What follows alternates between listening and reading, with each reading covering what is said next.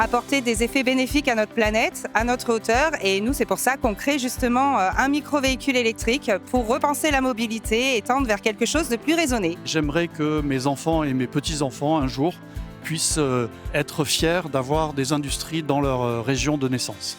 C'est qu'on arrête cette espèce de grande gabegie qui consiste à envoyer au recyclage prématuré des batteries alors qu'elles peuvent encore durer 10 ans si on leur change d'usage. C'est que ça puisse continuer comme ça pour favoriser justement une gestion de l'énergie qui soit consciente de l'environnement. J'espère que Cap Énergie saura insuffler et faire qu'en région sud, on puisse encore faire des projets d'énergie renouvelable dans les 20 prochaines années. Se protéger en tant qu'humain, donc se protéger soi et puis protéger les générations qui arrivent pour qu'elles puissent se régaler finalement sur la planète.